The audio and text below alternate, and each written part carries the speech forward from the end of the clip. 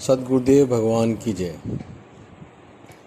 मैं आप सभी से यह ऑडियो के माध्यम से जीवन में गुरु की महत्ता क्या होती है वह बताने जा रहा हूँ। मैंने जिस प्रकार से अपने सद्गुरुदेव के प्रति जो श्रद्धा, जो समर्पण, जो विश्वास रखा, उसी आधार पर मैं यह बात कह रहा हूँ। आप देखें, समझें और सुनें और ज़रूर मनन करें कि एक गुरु एक शिष्य का संबंध क्या होता है। गुरुदेव, सद्गुरुदेव, परम गुरुदेव, परात्पर गुरुदेव और पारमेष्टि गुरुदेव शब्द कहते ही जीवन में एक हलचल, एक हिलोर सी उठ जाती है। मन मयूर नाचने लग जाता है। चेहरे पर एक स्वर्णिम आभा छा जाती है। ऐसा लगता है जैसे हंस बनकर आसमान में उड़ रहे हो, आनंद के समुंदर की उताल लहरों पर अटखेलियां कर रहे हो। इस नाम में ऐसी दिव्यता और तेजस्विता है कि व्यक्ति इसका उच्चारण करते ही प्रेम में हो जाता है, क्योंकि व्यक्ति तो सांसारिक बंधनों से जकड़ा हुआ है, परेशानियों और अभावों से ग्रस्त रहता है। वह मुक्त गगन में हंस के समान उड़ने का आनंद नहीं ले सकता। उसके समस्त बंधनों को काटकर, उसकी परेशानियों और अभावों को दूर कर उसे आनंद के आकाश में उड़ाने की क्षमता केवल सद्गुरुदेव भगवान ही कर सकते हैं, और यह क्षमता उन्हीं में होती है। इस मलमूत्र से भरे शरीर में प्राणों का संचार सद्गुरुदेव के द्वारा ही संभव होता है। गुरुदेव मात्र एक शब्द ही नहीं है, अपितु रामायण, गीता और गुरु ग्रंथ साहिब से भी बढ़कर है, क्योंकि सभी धर्मों ने एक स्वर में से स्वीकार किया है कि यह अपने आप में पवित्रतम, दिव्यतम, तेजस्वी शब्द है, जिसके माध्यम से व्यक्ति पाप में पंच से निकलकर कमल की तरह खिलने लग जाता है।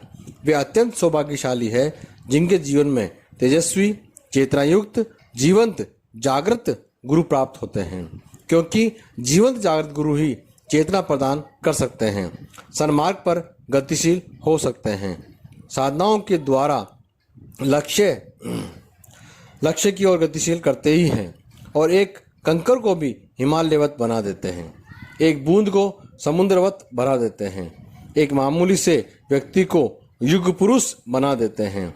जीवन में गुरु की महत्ता और गुरु का स्थान क्या है, हम क्यों गुरु धारण करें, इन सभी बातों का वर्णन अगर आपको जानना है और मन में मनन करना है, तो यह मैं बताने जाता हूँ कि प्रतिक्षण आपका चिंतन, आपका मनन और जीवन में सद्गुरुदेव की जो बातें हैं उन्हें उतारिए। मुझे विश्वास है कि साधक बनने पर पूर्ण रूप से लाभान्वित हो सकेंगे और अपने जीवन की न्यूनताओं को दूर करते हुए सर्वोच्चता के शिखर पर हम पहुंच सकेंगे, और सिद्धाश्रम गमन करते हुए गुरुदेव के स्वामी सच्चिदानंद जी के दर्शन कर अपने आप को कृतज्ञ अनुभव कर सकेंगे। क्योंकि मैंने देखा है कि आजकल सही मायने में ना तो कोई सद्गुरु सही बात बता रहे हैं, ना ही कोई शिष्य उसे मनन कर रहा है या अर्पण कर रहा है। तो फिर कब तक? क्या यह काल यूं ही बीत जाएगा? नहीं, जरूर सद्गुरुदेव ने हमें कुछ ना कुछ सोच समझकर हमारे लिए योजना बनाई होगी। शिष्य अपने राह से चलते चलते जरूर भटक जाता है, क्योंकि वह सद्गुरुदेव के कार्यों को समझ नहीं पाता है, उनकी बातों को मनन नहीं कर पाता है, और वह अपने आप को ही सब कुछ मानकर अपने को ही स्वयं बोलता है कि जो मैं कर रहा हूँ वही सही है। लेकिन सद्गुरुदेव तो आगे की देखने वाले होते हैं। उन्हें पता है आने वाले टाइम में, आने वाले समय में इसके साथ क्या होने वाला है, और शिष्य यही भूलकर एक अहम में आकर उसका ईगो टकराकर वह सद्गुरुदेव से दूर हो जाता है, और वही उसकी हार निश्चित हो जाती है। मैं कहता हूँ, अरे पागलों, अरे पागलों, तुम्हें एक बार सद्गुरुदेव मिल गए तो फिर छोड़ना और बिछोड़ना क्यों? कब तक ऐसे भटकोगे जीवन में? आज यह जन्म मिला, कल दूसरा जन्म लोगे, फिर तीसरा लोगे, फिर चौथा लोगे। कब तक इस जीवन मरण के चक्कर में फंसे हुए रहोगे?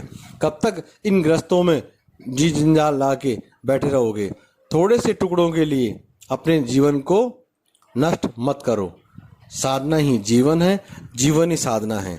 सद्गुरुदेव अगर मिल जाए तो उन्हें कसकर पकड़ लेना और अपने सारे जितने भी दुख दारिद्र्य हैं सब उनके चरणों में छोड़ के एक आनंद में जीवन, आनंद की हिलोरे लेने लग जाना। यही सद्गुरुदेव की पहचान है कि तुम्हें अंधेरे से उजाले की ओर ले जाए।